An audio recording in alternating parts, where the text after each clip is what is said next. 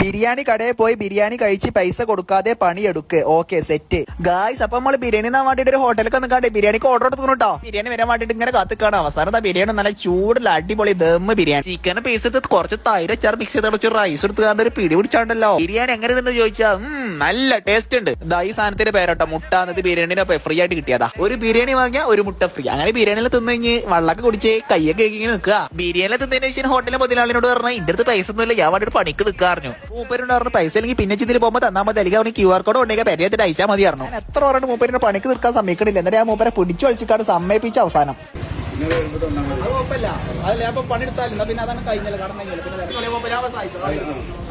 പണിയെടുക്കാൻ വേണ്ടിട്ട് മൂപ്പര് ഫുള്ളായിട്ട് സമ്മതിച്ചോടൊന്നുമില്ല. പിന്നെ നമ്മളൊരു കൺവീൻസ് സ്റ്റാർ ചെയ്തോട് കൺവീൻസ് ചെയ്തിട്ട് എടുത്തതാ. ഞാൻ ആദ്യം ചെയ്ത പണി ബിരിയാണി പാർസലാക്കുക. പിന്നെ ഇരിക്കുന്ന ആൾക്കാർക്കൊക്കെ റൈസ് ഇട്ട് കൊടുക്കുക. നല്ല രസമുള്ള പണിയായിട്ടത്. ചേട്ടാ കുറച്ച് കൊടുട്ടെ, വേണ്ട ചേട്ടാ കുറച്ച് ചോറിട്ടെ, വേണ്ട ചേട്ടാ കുറച്ച് ചോറിട്ടെ, മോരും കുട്ടി കഴിക്കാം.